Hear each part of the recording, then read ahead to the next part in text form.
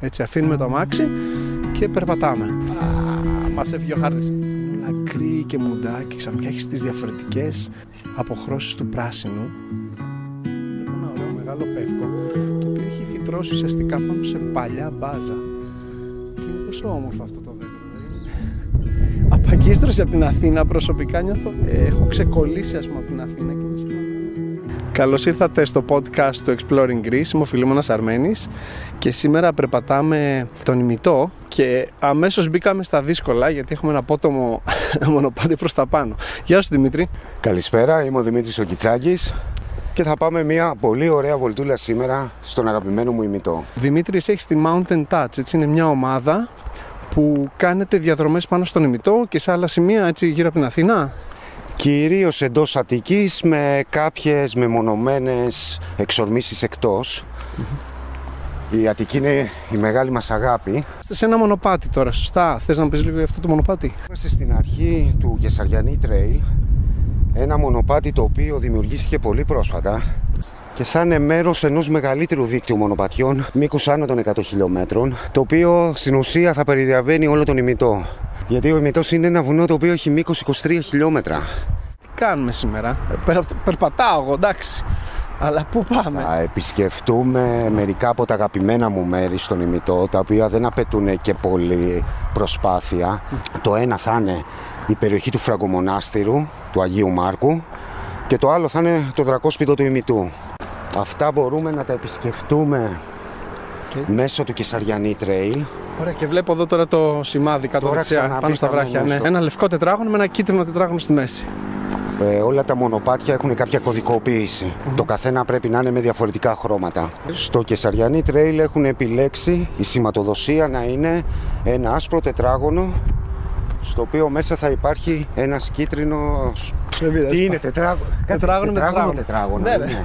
Μήπως είναι ρόμβος? Όχι ρε, τετράγωνο. Κάτσε να δούμε κανένα καλύτερο σημάδι. Παίζει ρόλο, Δημήτρη, το χρώμα ή μπα? Δηλαδή, ας πούμε, δείχνει ότι είναι εύκολο, ξέρω εγώ. Όχι. Υπάρχει βέβαια ένας πίνακας τυποποίησης. Πρέπει το χρώμα να εννοείται να είναι έντονο και φωσφορίζον, να μπορείς να το δεις με όλες τις καιρικές συνθήκες. Και υπάρχουν και κάποιες επιπλέον παράμετροι. Τα ταμπελάκια, τα μεταλλικά, πρέπει να στερεωθούν πάνω στο κορμό του δέντρου με κάποια σιλικόνη, ενώ παλιότερα τα καρφώναμε. Ναι. Ή τους βάζαμε σύρμα. Σωστά. Το οποίο το σύρμα ήταν και το χειρότερο, γιατί όσο μεγάλωνε ο κορμός. Ναι, δεν μεγάλωνε. Πλέον έχουν μπει κάποιες προδιαγραφές για να είναι αναγνωρισμένο το μονοπάτι από την Ευρωπαϊκή Ένωση. Έχει κάνει πολύ καλή δουλειά εδώ ο κύριος Κιτσέλης, ο οποίος είναι ο αντιδήμαρχος πολιτικής προστασίας περιβάλλοντος Κεσαριανής και είναι και ο ιδρυτής του ΠΟΗ. Της περιπατητικής ομάδας ημιτού. Αρχίζουμε και περπατάμε μέσα πιο βαθιά, έτσι. Δηλαδή, πια αριστερά μας δεν έχουμε δρόμο. Μπαίνουμε πλέον μέσα στην καρδιά του δάσους. Λοιπόν, εγώ είμαι Αθηναίος. Οπότε τώρα κλασικός Αθηναίος από το κέντρο που έρχεται εδώ πέρα, αρχίζω ήδη και νιώθω ότι βρίσκομαι κάπου αλλού. Ενώ ουσιαστικά είμαστε πόσο, μισή ώρα από το κέντρο με το αμάξι? Λιγότερο, 10-15 λεπτά από το Χίλτον. Ναι, καλά. 10 λεπτά από το Χίλτον με το ζόρι. Ωραία, οπότε προσπεράσαμε το φυλάκιο Καραμολέγκο, σωστά, πιο πριν. Περάσαμε εκεί το δρόμο, περάσαμε τα πανεπιστήμια εκεί πέρα. Παρκάραμε δίπλα στο νεκροταφείο Κεσαριανής. Έτσι αφήνουμε το αμάξι και περπατάμε. Για κάποιον που δεν έχει επαφή, όταν έρχεται εδώ πέρα λέει τι έτσι. Αυτό λέω και εγώ τώρα αυτή τη στιγμή από μέσα. Μας φαίνεται. Λοιπόν, έχει πολύ ωραία έτσι ανοίγματα, είναι άγριο το έδαφος, δεν είναι κλασικό μονοπάτι που τώρα ο Δημήτρης μπορεί να λέει ότι είναι εύκολο, αλλά δεν είναι το κλασικό μονοπάτι έτσι, του πάρκου της γειτονιάς σας. Είναι ωραίο, είναι λίγο απότομο, αλλά την ίδια στιγμή είναι πολύ ασφαλές, έτσι. Άμα έρθετε με κάποιο παιδί, να έχει κάποια ηλικία και πάνω, εντάξει, δεν είναι για 5-6 χρονών παιδάκι, εκτός αν έχει εμπειρία. Εντάξει, υπάρχουν και τέτοια παιδάκια. Πράγματι. Θεωρώ ότι θα είναι ό,τι πρέπει για τα δικά μου τα παιδιά και είναι μια καλή ωραία δικαιολογία να αφήσουν λίγο το κινητό και τις οθόνες. Κλασικός μπαμπάς. Λοιπόν, τώρα βγαίνουμε σε ένα χωματόδρομο. Βγαίνουμε σε ένα χωματόδρομο, τον οποίο θα το διασχίσουμε για λίγα μέτρα, για να βρούμε τη συνέχεια του μονοπατιού αριστερά, να πάμε προς το λόφο του Φραγκομονάστηρου. Μάλιστα. Μάλιστα. Αυτό που μου κάνει εντύπωση είναι πόσο πράσινος είναι ο ημιτός. Και ουσιαστικά αποτελείται από πόσα διαφορετικά, ας πούμε, σημεία, πτυχώσεις, έτσι. Ναι. Αυτό εδώ είναι από τα πλέον πράσινα σημεία του ημιτού. Ο ημιτός έχει υποστεί πολλές φορές καταστροφές από πυρκαγιές. Εδώ στο αισθητικό δάσος και Σαριανής. Εμείς πάμε αριστερά, είναι έτσι. τεχνητό δημιούργημα. Άρχισε να αναδασώνεται από το 1948, άμα δεν κάνω λάθος, μέχρι το 1988. Τραχεία πεύκη, συστάδες από κυπαρίσια, κουτσουπιές, και βλέπετε αυτό το πράγμα τώρα. Ναι. Επίσης ο ημιτός είχε άλλο ένα χαρακτηριστικό. Χωρίζεται σε δύο τμήματα, στο βόρειο και στο νότιο. Έχουν περίπου το ίδιο μήκος αυτά. Ο δε νότιος είναι άνυδρος και έχει ελάχιστη βλάστηση. Α, γι' αυτό είναι μεριά της θάλασσας, σωστά. Δεν έχει τόσες βροχές, Ναι. δεν έχει τόση υγρασία. Μάλιστα. Οπότε ήταν από την αρχαιότητα ξερός. Μην νομίζουμε ότι ο ημιτός κατέληξε έτσι τα τελευταία χρόνια, ο νότιος. Ήταν σχεδόν ανέκαθεν από την αρχαιότητα ξερός. Για το δε βόρειο κομμάτι, εντάξει, έχει υποστεί πολλές καταστροφές. Ναι. Μπήκαμε ήδη τώρα προς τη κατεύθυνση του Αγίου Μάρκου, του Φραγκομονάστηρο. Η Αθήνα δεν φαίνεται και πάρα πολύ πια. Έχουμε μπει μέσα στο δάσος. Καταρχάς να πω ότι είδα κάτι πολύ όμορφες πεταλούδες όπως περχωρούσα. Αριστερά-δεξιά έχει κάποια ακόμα μικρά μονοπατάκια. Έχουμε φτάσει σε κάτι ξύλινα κάγκελα. Και κάτι βλέπω εδώ πέρα σαν αρχαία. Είμαστε στην περιοχή του Φραγκομονάστηρου, η λόφο των Αγίων Ταξιαρχών. Η αρχική εκκλησία ήταν μια παλαιοχριστιανική. Θεωρείται ότι είναι η πρώτη που δημιουργήθηκε στον ημιτό και μία από τις πρώτες στην Αθήνα. Αυτό που βλέπεις τώρα εδώ πέρα είναι 4 διαδοχικές εκκλησίες, με τη τελευταία που έχει μείνει, που κάνανε επεκτάσεις. Σαν μοναστήρι ήταν εδώ. Λένε ότι ήταν μοναστήρι και μάλιστα είναι η αρχική θέση του μοναστηριού της Κεσαριανής. Και αργότερα πήγαν εκεί. Όταν ήρθαν οι Βενετοί και καταλάβανε την Αθήνα το 1687, ο Μουροζίνη κατέλαβε το χώρο, ο οποίος βέβαια ήταν ερειπωμένος τότε, και την βάφτισε καθολική την εκκλησία Αγίου Μάρκου. Μάλιστα. Οι δε ντόπιοι Αθηναίοι υποτιμητικά, όταν φύγαν οι Βενετοί, δεν πλησιάζανε το μέρος και το βαφτίσανε Φραγκομονάστηρο. Είναι ένα χαρακτηριστικό σημείο που όλοι έρχονται και τραβάνε φωτογραφίες στο Instagram. Εντάξει τότε. Όλοι θα το πούμε, δεν μπορείτε να το δείτε αυτή τη στιγμή, αλλά κάτι σας θυμίζει. Ωραία, άμα βρεθείτε εδώ, ουσιαστικά είναι μια εκκλησία, αλλά δεν υπάρχουν πόρτες. Αυτό είναι το κτίσμα που είναι στα δεξιά, έτσι, από το κτίριο που είπαμε ότι ήταν κλειστό. Και αν δεις εδώ είναι η συνέχεια των κλητών. Εδώ είναι 1, 2, 3, 4 διαφορετικά κλίτη. Μάλιστα. Στην ουσία κάποιο από αυτά ήταν η παλαιοχριστιανική. Τώρα να βλέπεις και εδώ ότι και εδώ ήταν ιερό παλιότερα και το μεγαλώνανε συνέχεια. Βέβαια ερειπώθηκε όλο αυτό. Βρίσκω πολύ ενδιαφέρον ότι έχει μέσα κομμάτια αρχαία. Αυτό εδώ είναι αρχαίος κύωνας. Από κάπου το... Δηλαδή έχει αρχαίο κύωνα μέσα στις πέτρες, έτσι όπως είναι χτισμένο. Και αυτό που μου αρέσει είναι ότι είσαι πολύ απομονωμένος εδώ. Βγάζει νόημα γιατί κάνανε εδώ μοναστήρι. Δηλαδή... Φαντάσου το 10ο αιώνα. Εδώ ήτανε τίποτα, δεν ήτανε... Πόσο απομονωμένο θα ήταν εδώ. Δεν υπήρχε τίποτα χτισμένο. Ναι. Και έχεις ωραία θέα προς τα πάνω. Βλέπουμε έτσι οπότε η πράσινη μεριά του ημιτού. Από κάτω μας αριστερά είναι η Μονή Κεσαριανής και δεξιά που θα κατευθυνθούμε σε λίγο είναι το Δρακόσπιτο. Οπότε περπατάμε τώρα προς τα κάτω. Γίνεται λίγο πιο εύκολη η διαδρομή. Σε ευχαριστώ Δημήτρη γι' αυτό. Και εδώ πέρα έχει πολύ όμορφη θέα. Λοιπόν, ουσιαστικά βλέπω κάποια κυπαρίσια μπροστά. Έχει ένα ωραίο άνοιγμα. Έχει κάποια ξύλινα κάγκελα.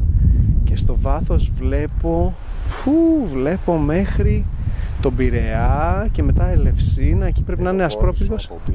Πελοπόννησος, ναι, και πρέπει να είναι. Πίσω, από εδώ δεξιά. Νομίζω ότι βλέπω Μέθανα από εκεί, πρέπει είναι τα Μέθανα. Ναι. Είναι καλά σήμερα η μέρα, είναι αρκετή συννεφιά. Αλλά είναι όμορφα και έχει μια έτσι ωραία, μια ωραία ζέστη. Οπότε δεν είναι κάνει πολύ κρύο.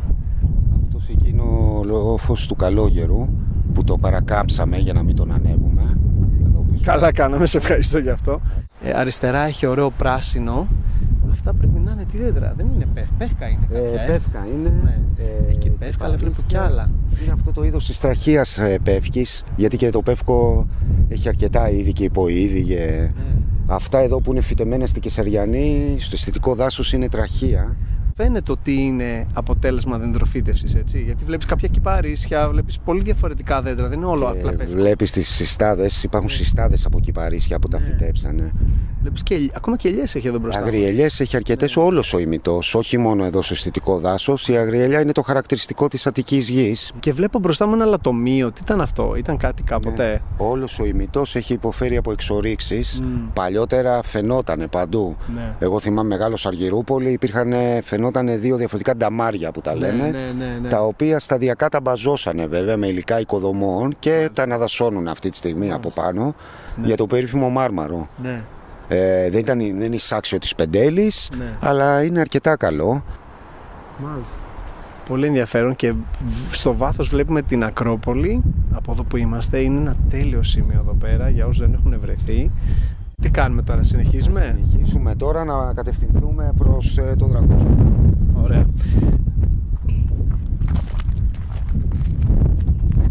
Εδώ πέρα βλέπουμε το χάρτη που έχει βάλει η Φιλοδασιακή Ένωση Αθηνών.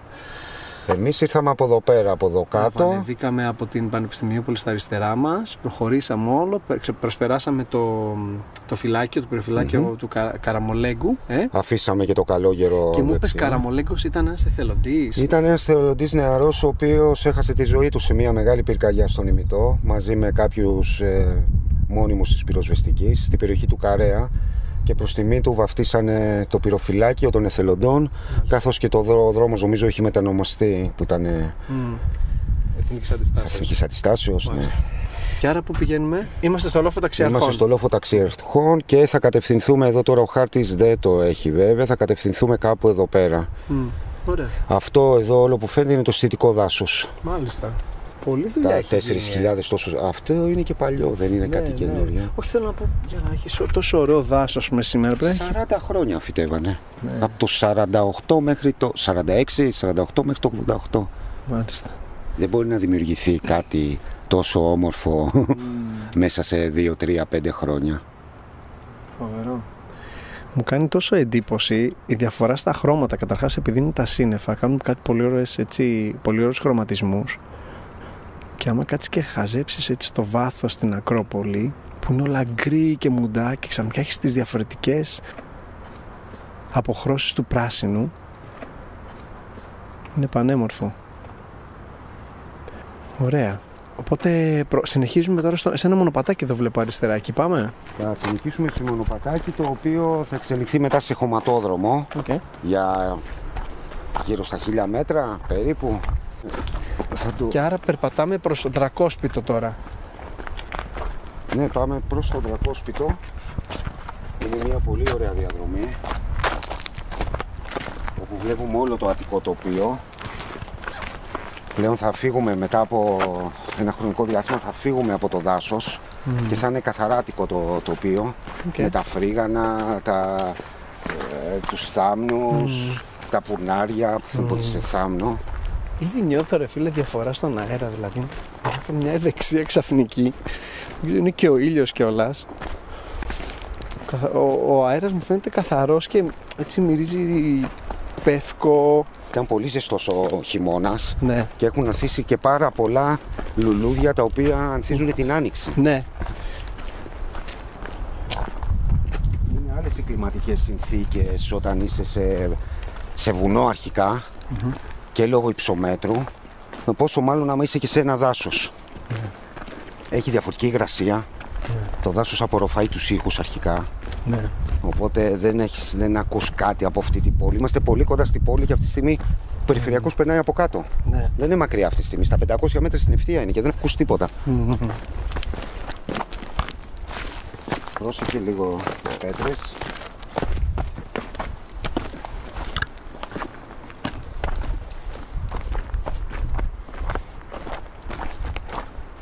Στην ουσία βγαίνει από εκεί που ήρθαμε. Να μην στρίψεις, δηλαδή να ανέβεις προς το Φραγκομονάστηρο, να συνεχίσεις το χωματόδρομο που αφήσαμε. Μάλιστα. Έρχεται εδώ πέρα. Μπορεί να κερδίσει κάποιος χρόνο Και είμαστε ακόμα πάνω στο μονοπάτι, με αυτό το τετράγωνο και στο Κεσαριανή Trail. Είναι αυτό το τετράγωνο με το κίτρινο τετράγωνο στη μέση. Ακριβώς είναι. Οπότε προχωράμε τώρα σε ένα χωματόδρομο.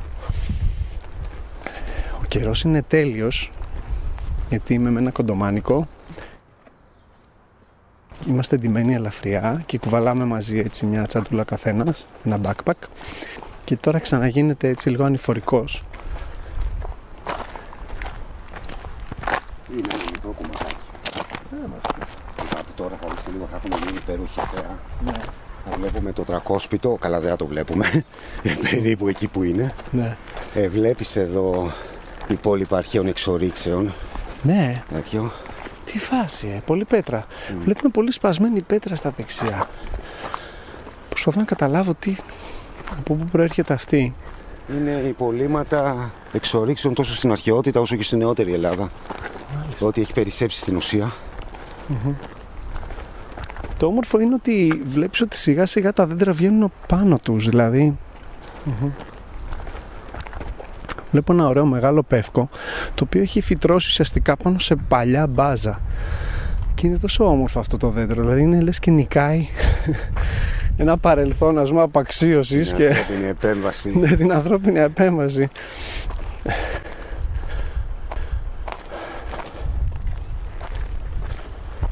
Ενώ περπατάμε τόση ώρα, δεν έχουμε πάει και πάρα πολύ ψηλά, αλλά η εμπειρία είναι μοναδική. Δηλαδή, το ότι είσαι τόσο κοντά στην Αθήνα και βρίσκεσαι σε τόσο όμορφο μέρος, τόσο ήσυχα. Και πάμε αριστερά, λέει Καλοπούλα. Εμείς η Καλοπούλα είναι προς τα εκεί. Α, συγγνώμη, πίσω μας είναι η Καλοπούλα, ωραία. Εμείς συνεχίζουμε προς τα εδώ. Η Μονή Αγίου Γεωργίου Κουταλά, το μοναστήρι στο Βύρωνα που δεν θυμόμουν. Δεν πειράζει. Και άρα, εγώ μου έκανε εντύπωση η ιστορία που πες για την Καλοπούλα. Ότι ήταν ένα μέρος που είχε μια πηγή. Είχε μια αρχαία πηγή. Όλη η περιοχή εκεί ήταν ιερό, θεωρούταν ιερό, και μάλιστα υπήρχε και ιερό της Αφροδίτης, στην οποία πηγαίναν οι γυναίκες οι οποίες δεν μπορούσαν να τεκνοποιήσουν, πίνανε νερό, πλενότανε με αυτό και τεκνοποιούσανε. Ωραία, περπατάμε τώρα σε ένα ωραίο χωματόδρομο. Αριστερά και δεξιά έτσι έχει ωραίο δάσος. Λίγο στα αριστερά βλέπω και μερικά πουρνάρια, έτσι κάποια σημεία λίγο πιο ανοιγμένα.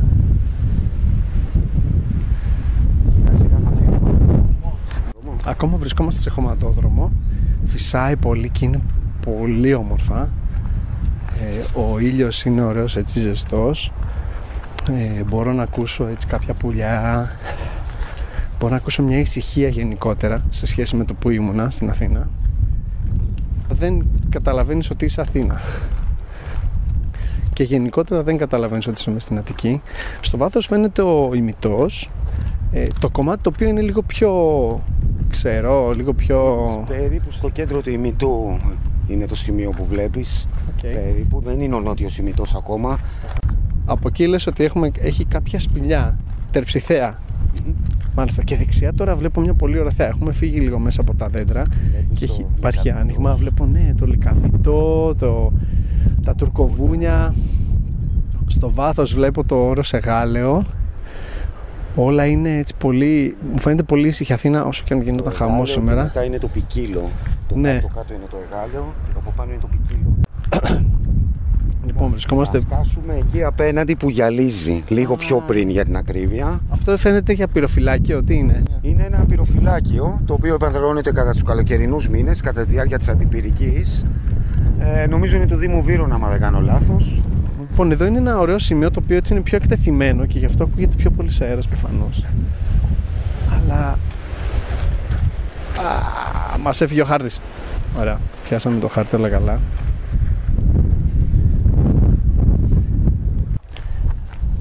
Οπότε εδώ τώρα θα πάρουμε μια στροφή προς τα δεξιά. Θα κατέβουμε λίγο προς τα κάτω μέχρι που να συναντήσουμε το μονοπάτι αριστερά. Αυτοί οι χωματόδρομοι καταλήγουν μέχρι κάτω, το μοναστήρι που είδαμε, τον Άγιο Γιώργη, τον Κουταλά νομίζω. Και τώρα σταματάμε. Γιατί σταματήσαμε? Γιατί θα σε ταλαιπωρήσω. Ωραία φίλε. Οκ, βλέπω ένα άνοιγμα, έτσι, ένα μονοπατάκι ανεβαίνει σιγά σιγά λίγο απότομα προς τα πάνω. Έχει πάμε. λίγο ανηφορίτσα. Είναι λίγο σχετικά δύσκολο κομματάκι. Οκ, πάμε. Πιστεύω σε μένα. Θα τα καταφέρεις. Ή και όχι. Λοιπόν, οπότε αρχίζουμε και ανεβαίνουμε λίγο πιο απότομα τώρα. Έχει μια έτσι υποτυπώδη σηματοδότηση και υπάρχει και το τετραγωνάκι που είπαμε, με το κίτρινο στη μέση. Οπότε αυτό πάντα είναι λίγο οδηγός. Ανεβαίνουμε λίγο απότομα αλλά πολύ όμορφα. Τώρα νιώθουμε κανονικά το δάσος. Ναι. Το δάσος το νιώθω στις γάμπες μου. Αλλά πραγματικά είναι πολύ όμορφος, ειδικά το ότι ο ήλιος κρύβεται από τα δέντρα και έτσι μπορείς να περπατήσεις. Έχει πολλά διαφορετικά λούδια και μικρούς θάμνους. Τι ζημιά μπορεί να κάνει το νερό. Φαντάσου εδώ είμαστε σε δάσος και τι ζημιά έχει κάνει ο χήμαρος που κατεβαίνει. Φαντάσου αν δεν υπήρχαν τα δάση, σε περίπτωση φωτιάς και τα λοιπά, τι γίνεται. Ναι. Όλο αυτό παρασύρεται κάτω το χώμα. Οπότε έχει πάρει πάρα πολύ χώμα εδώ πέρα το νερό και είναι πολύ απότομο και πολύ ενδιαφέρον πόσο το έχει σκάψει μέσα. Και βλέπω 1, 2, ίσως και 3 σημεία. Ναι, που κατεβαίνει το νερό. Μάλιστα. Είναι η μορφή του εδάφους, έτσι, η διαμόρφωσή του, που αναγκαστικά το νερό κάπου πρέπει να περάσει.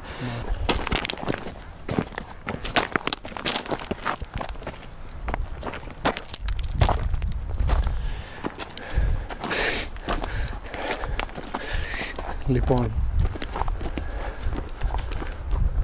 πολύ όμορφο σημείο, ειλικρινά δεν καταλαβαίνεις ότι βρίσκεσαι τόσο κοντά στην Αθήνα, μέσα σε ένα ωραίο σημείο έτσι με βράχια από κάτω, η Αθήνα σταθερά δεξιά μας και αριστερά ανεβαίνουμε προς το κομμάτι που είναι λίγο πιο φαλακρό του ημιτού.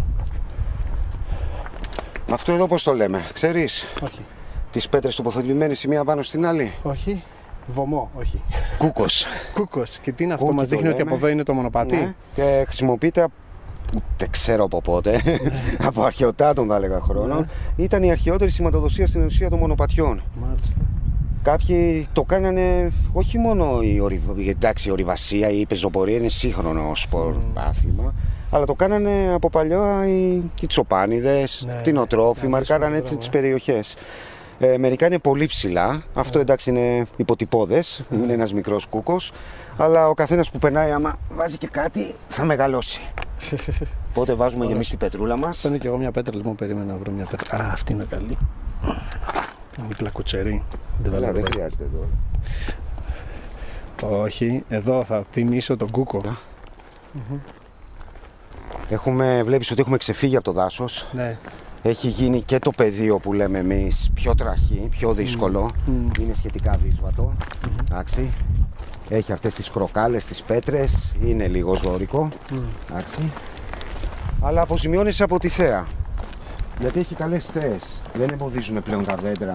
Ναι. Και εδώ την άνοιξη όλα αυτά όταν ανθίσουνε είναι υπέροχο. Ναι. Να βλέπεις έχει εδώ φασκομηλιά. Φασκομηλιά. Αυτή είναι εδώ. Καλά, αυτό εδώ είναι πουρνάρι, δεν είναι κάτι το τέτοιο.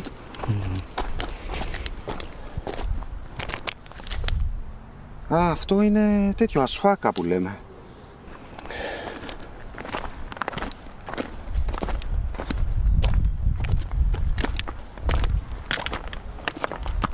Και εδώ υπάρχουν σημάδια εξορίξεων, το βλέπεις από τις πέτρες.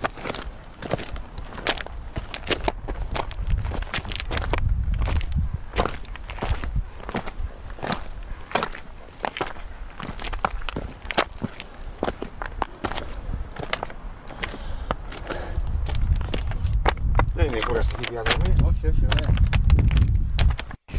Είναι μοναδική, έτσι, δηλαδή βλέπω από δεξιά, πέρα, από κάτω, από Θρακομακεδόνες μπορώ να δω, μέχρι και το Πασαλιμάνι, βλέπω το ΣΕΦ και κάτω Μέθανα.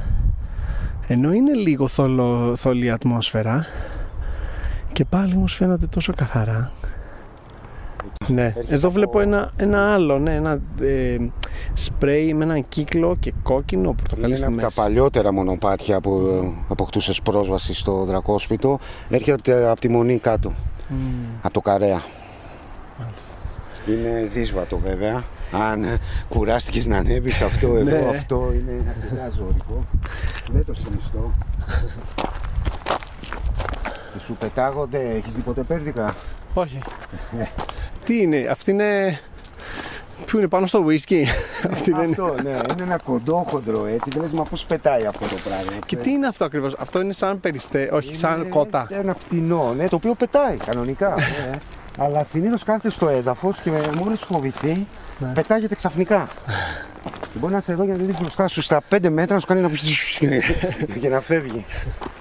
Γενικότερα ξέρουμε τι άλλο έχει ο ημιτός από ζωά. Ο ημιτός πέρα από τα πτηνά, εντάξει, πέρδικες, έχει αρκετά είδη από γεράκια. Έχει αρκετούς ασβούς, σκατζόχυρους. Έχει ασβούς, 2 από τα 3 είδη χελώνας που απαντούνται στην Ελλάδα. Έχει αρκετά φίδια. Έχει φίδια, και θέλει λίγο προσοχή. Αναρωτιόμουν. Έχει μεγάλους πληθυσμούς από λαφιάτη. Τι είναι το λαφιάτη? Είναι ακίνδυνος. Φίδι. Είναι φίδι, είναι ακίνδυνο.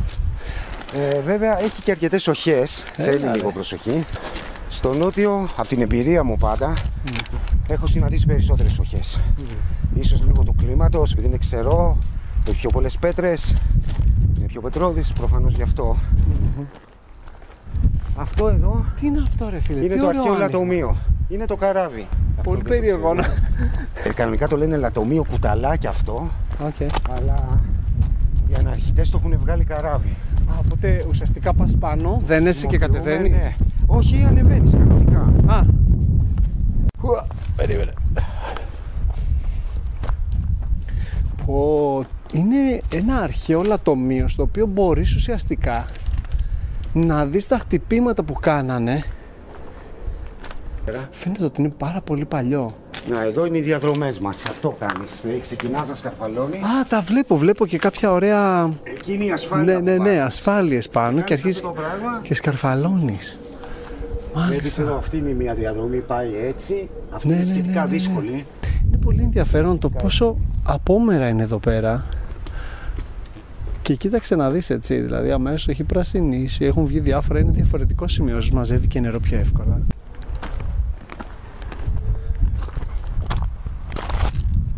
Λοιπόν, βρίσκομαι έτσι ψηλά τώρα, βλέπουμε ακόμα πιο πανοραμικά την Αθήνα, πιστεύω ότι βλέπω, οπότε πιστεύω βλέπουμε μέχρι αρχές Μαλακάσας, κάτι τέτοιο. Βλέπουμε κάτι σαν αρχές Μαλακάσας από εκεί, όλο η Πάρνηθα. Πεντέλη, μπράβο, είναι στα δεξιά. Και μετά έχουμε την Αθήνα, βλέπουμε το Ειρήνης και Φιλίας, βλέπω τον Ευαγγελισμό, βλέπω το... Αυτά πρέπει να ήταν νοσοκομεία εκεί, 401 και δεν συμμαζεύεται. Αυτά κάπου εκεί πέρα. Ναι. Ο πύργος φαίνεται. Ο πύργος Αθηνών, μπράβο. Και μετά όλα αριστερά, όλα. Και προσπερνάς, βλέπεις τον Λυκαβητό. Πανεπιστημιούπολη που είναι. Μπράβο, Πανεπιστημιούπολη στα δεξιά μου, αριστερά είναι η Ακρόπολη και μετά όλο και Φωτανικός, εκεί όλα μέχρι κάτω πάει Πειραιάς. Είναι φοβερή θέα, χωρίς να χρειαστείς να ανέβεις μέχρι την κορυφή. Ναι, είναι πιάτο. Και το όμορφο είναι, ρε παιδί, έχει μια πολύ όμορφη αίσθηση ελευθερίας ο ημιτός. Εδώ θέλει λίγο προσοχή το έδαφος, λόγω ότι έχει αυτά τα πετραδάκια. Ναι, που γλιστράνε. Το μονοπάτι έχει γίνει λίγο πιο δύσβατο τώρα, έτσι. Περνάμε δηλαδή από διαφορετικά σημεία, αλλάζει λίγο, πηγαίνει προς τα δεξιά. Και το τελευταίο κομμάτι, πριν φτάσουμε, φαίνει τα εμεδρά εδώ πίσω από την Πρασινάδα. Δεν βλέπω τίποτα εγώ, αλλά ο Δημήτρης το βλέπει. Είσαι ακόμα από την Αθήνα για αυτό. Εγώ είμαι ακόμα από Κυψέλη. Ψάχνω κάποια πινακίδα να λέει Δρακόσπιτο κάτι. Οπότε βλέπω ένα σαν νίκημα είναι.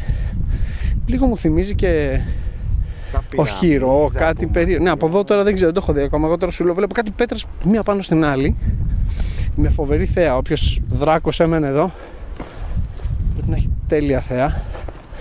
Οπότε τον παραδέχομαι.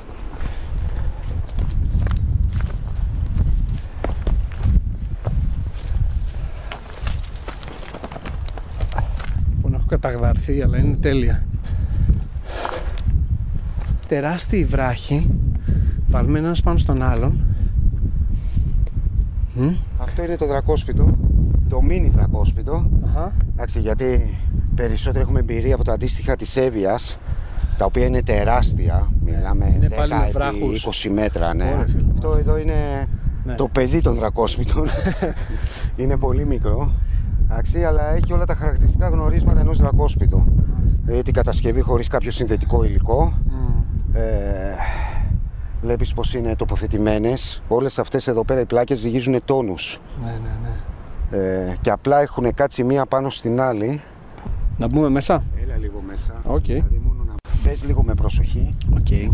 Ωραία, θα μπω τώρα σε αυτό λοιπόν. Ίσα ίσα χωράει ένας. Πρέπει να μπεις πολύ σκυφτός. Και είναι ουσιαστικά κάτι σαν βράχη, ένας πάνω στον άλλον.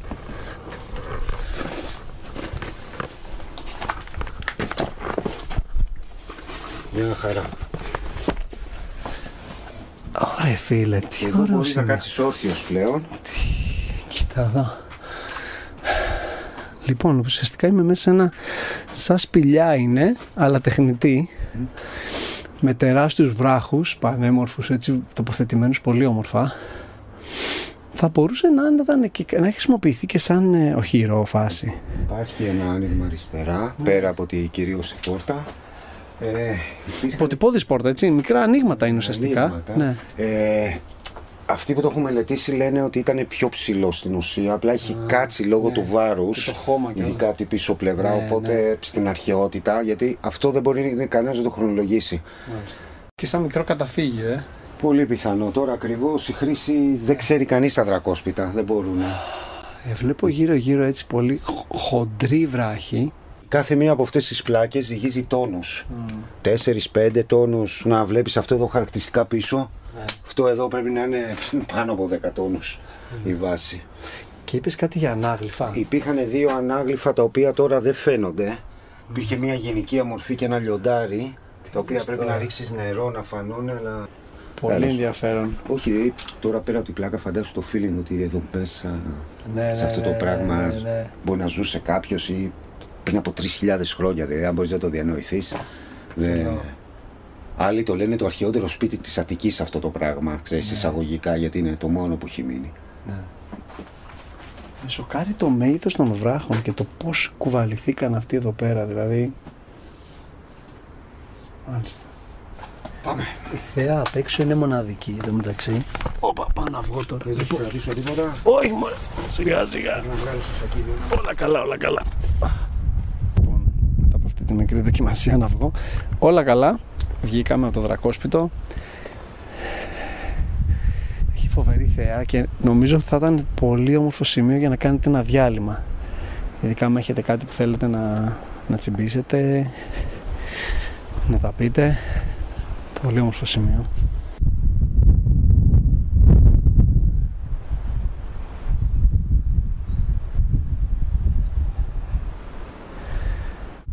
Μου κάνει εντύπωση πόσος κόσμος καθόμαστε έτσι στριμωγμένοι μες στην Αθήνα, ενώ υπάρχει τόσος χώρος να περπατήσουμε, να αθληθούμε, να κινηθούμε μέσα σε καθαρό αέρα, έτσι. Και αυτό είναι λίγα λεπτά από το κέντρο. Αυτό που μου αρέσει είναι το πόσο ησυχία έχει, πόσο μπορείς να δεις ουσιαστικά. Βλέπεις το σπίτι σου, ας πούμε, από ψηλά και αλλάζει τον τρόπο που σκέφτεσαι.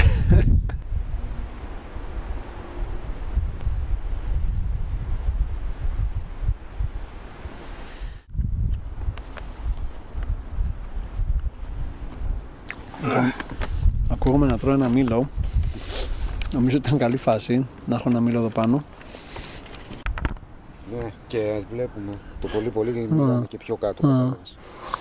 Οπότε εδώ η θέα είναι πανέμορφη στο δρακόσπιτο. Μόλις τελείωσα το μήλο μου, σας το συνιστώ ανεπιφύλακτα. Τι σημαίνει ο ημιτός για σένα? Γεννήθηκα Αργυρούπολη.